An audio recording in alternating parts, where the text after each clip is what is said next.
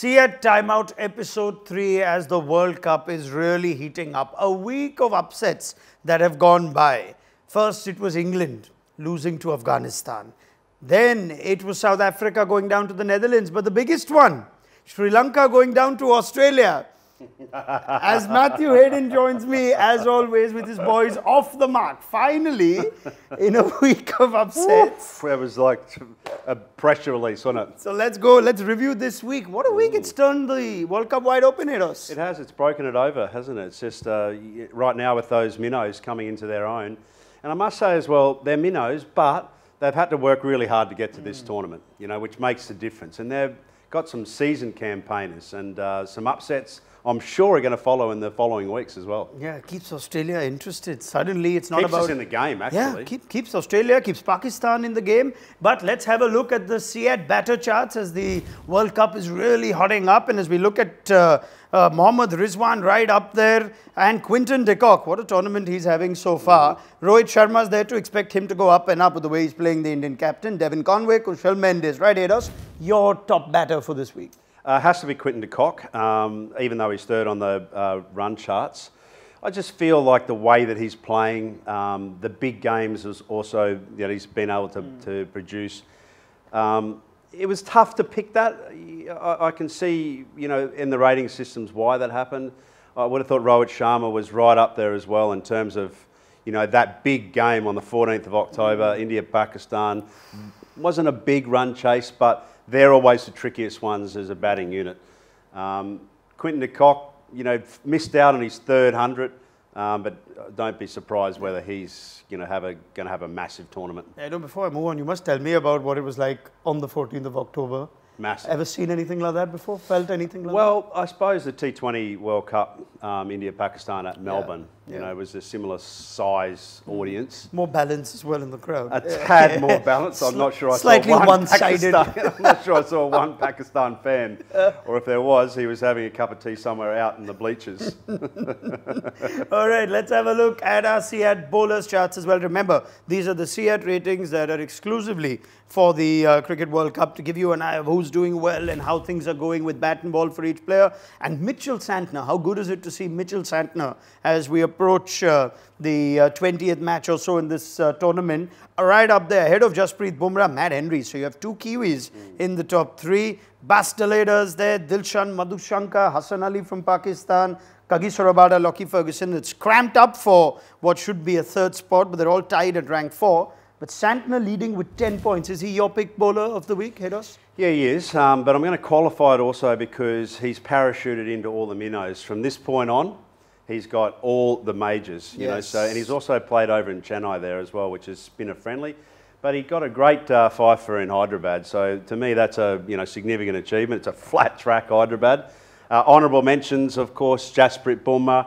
Boom Boom is back, as is Mohammad Siraj. You know, two wicket takers. They really spread the load, didn't they, India, in that match against Pakistan. Yep.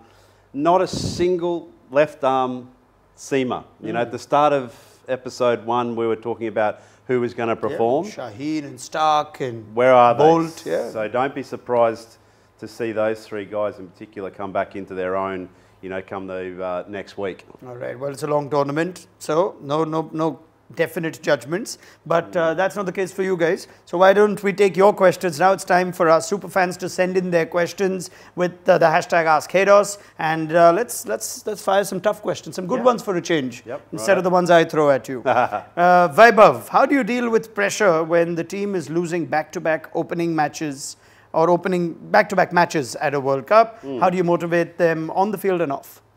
Yeah, look, the simple answer is that you don't beat your chest, you beat the player. You know, so you get into your matchups, you organise your mind in a way that you match up against who it is that you want to consider to be the best player of the day or the most challenging player of the day in a simple SWOT analysis. That keeps you focused. And then on the day, it's about enjoying. It's about actually absorbing the moment. Can you imagine, you know, the Pakistan team when they went out in Ahmedabad, you know, facing that crowd? It must have been very overwhelming. Shakil just playing a couple of matches, that's a tough situation. But again, you have to see the ball rather than, you know, see all the distractions. And just keep it very simple. I know these are very cliche answers, but keeping it simple is key. All right. Well, thanks very much for sending in those questions, and keep them coming as we continue this this segment of asking your questions to Matthew Hayden. Just go to our social handles and head over and send them away right up. Right. Before we wrap up, couple of things, Haydos. Your Sport Drive performance of the week. Have you picked one? Yeah, I have. I've gone for a bit of a dark horse here, and that's Roelof van der Merwe. And the reason why I say that is he epitomises what is required in a big game in World Cup. You know, it was the underdogs on the day in Netherlands up in Dharamshala. I mean, his captain did particularly well. He got man of the match, the captain, but I'm looking for impact players.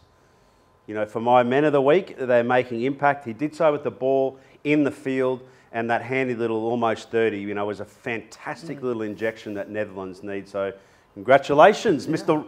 Roelof. My God. He's been playing forever. I was just going to say, you would have played against him. Yeah. Can't believe it. Timeless man, Roelof van der Merwe. He just carries on and on. So that is Matthew Hayden's Sport Drive performance of the week. And finally, let's just look ahead to what's in store, Haydos. Big week, especially for Australia. You're headed to Bengaluru now for a game against Pakistan. New venues about to be introduced as well. Is that the game you're looking forward to most? Yeah, probably. I think it's a key one for both those two teams. They've got a record now that they've got the starts that they want. Australia is a dangerous side, as we've seen, and they've got the monkey off the back.